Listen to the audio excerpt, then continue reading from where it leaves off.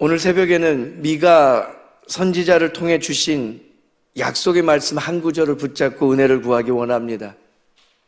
하나님께서 미가 선지자를 통해서 이스라엘 백성들이 이해하기 좀 어려운 말씀을 한 가지 남겨주셨습니다. 베들레헴이라는 곳을 통해서 메시아가 오실 거다.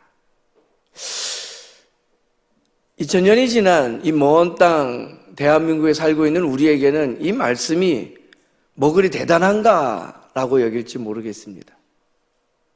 이스라엘 백성들이 이 말씀을 들으면 이건 온도차가 큰 겁니다. 메시아가 누굽니까? 왕입니다. 구원자입니다. 그가 오실 형편이 베들레헴이라고요?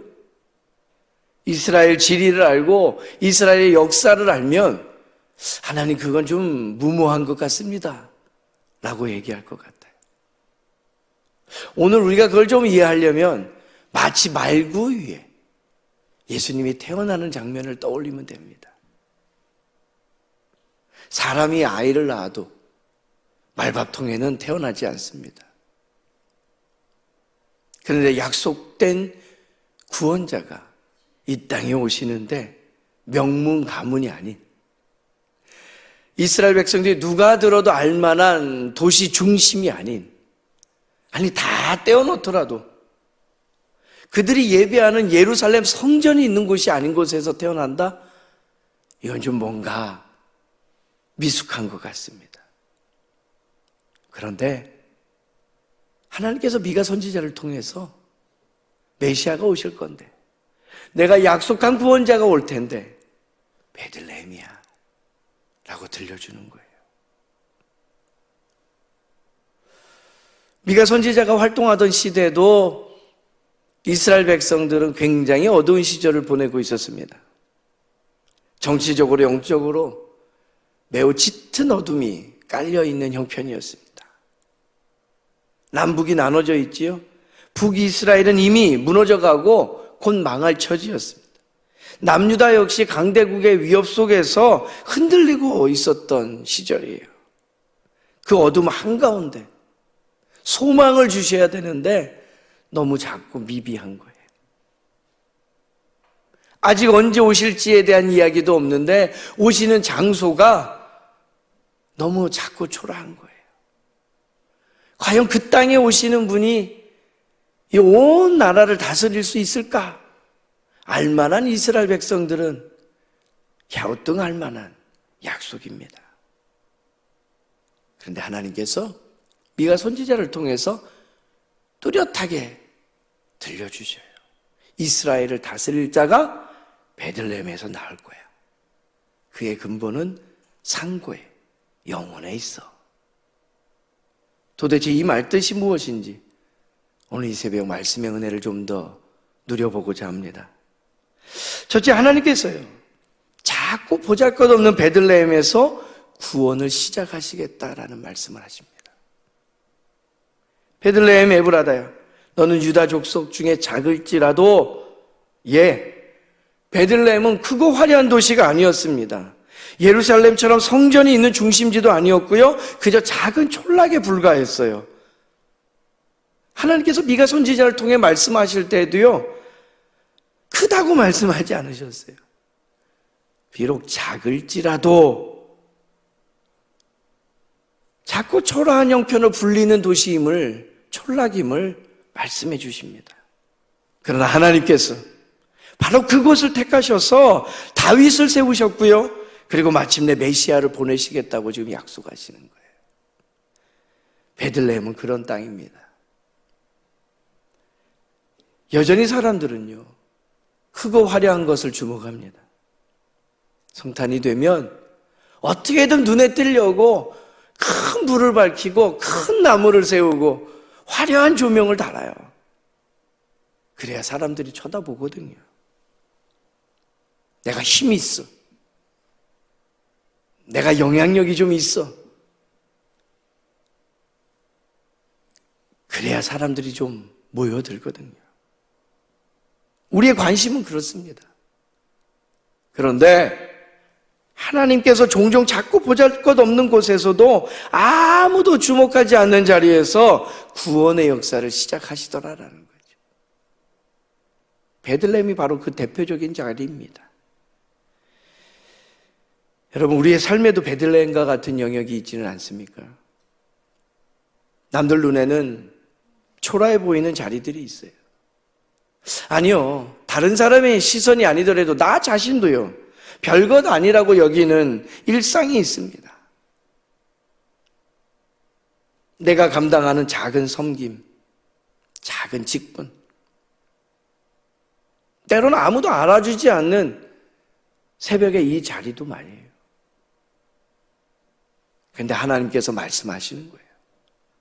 너는 작을지라도 그곳에서 내가 구원을 시작하겠다. 작다고 무가치한 것 아니라는 거죠. 하나님께서 택하시면 여러분 기억하십시오. 그 작은 곳이 구원의 통로가 될 줄로 믿습니다. 오늘 대림절 이 새벽에요, 우리는 베들레헴을 기억하면서 이렇게 고백할 수 있습니다. 하나님, 저의 작은 삶의 현장에, 이 새벽의 기도의 자리에 주님이 오셔서 베들레헴이 되게 하여 주옵소서.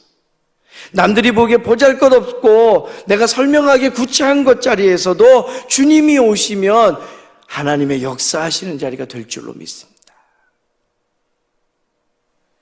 대림절의 기다림은 크고 대단한 무언가를 기다리는 것이 아니라 하나님께서 나의 작은 삶, 나의 작은 순종, 나의 작은 기도의 자리에 찾아오시는 것을 믿고 기다리는 시간입니다.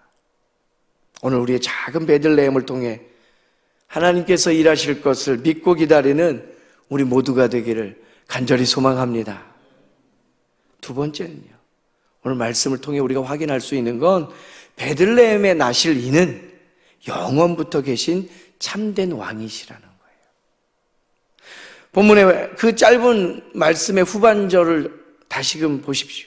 이스라엘을 다스릴 자가 내게서 내게로 나올 것이라, 그의 근본은 상고의 영원에 있느니라. 무슨 말씀입니까? 베들레헴에 오실 이는요, 단지 한 시대에 잠깐 영향을 미치고 사라지는 그런 지도자가 아니라는 거예요. 그의 근본은 상고의 영원에 있다라는 말씀. 예수님의 이 땅에 오심을 성경 곳곳이 증거합니다. 요한복음 1장에 보면요, 성탄은, 예수님의 이 땅에 오심은 시간 안에 갑자기 등장하는 인물이 아니라는 거죠. 영원 전부터 계셨던 분, 곧 하나님과 함께 계셨던 말씀이 육신이 되어 오시는 사건이에요. 할렐루야.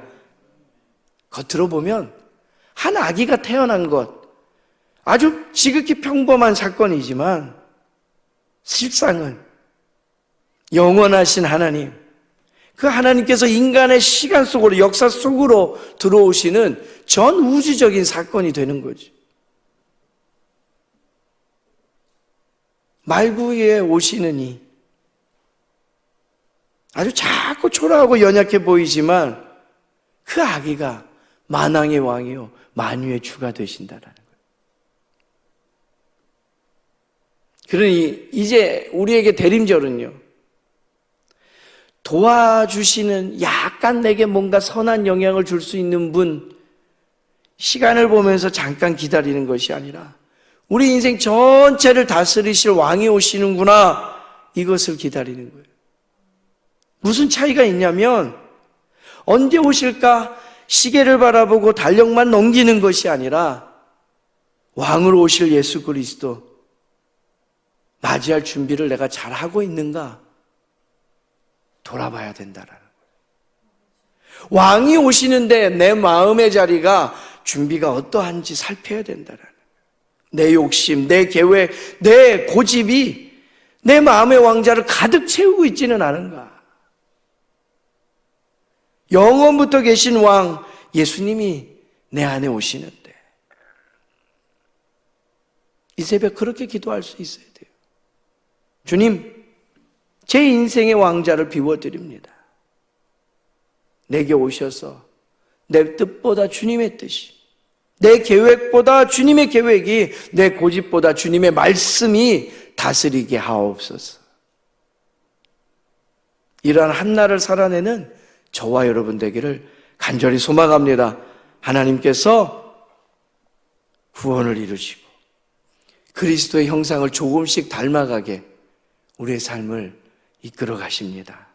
우리의 작은 기다림과 기도를 통해서 그 은혜를 소망하며 주님 오심을 기다리는 이 한날을 살고 하나님의 뜻이 우리 안에 이루어짐을 보는 복된 날 되기를 간절히 소망합니다.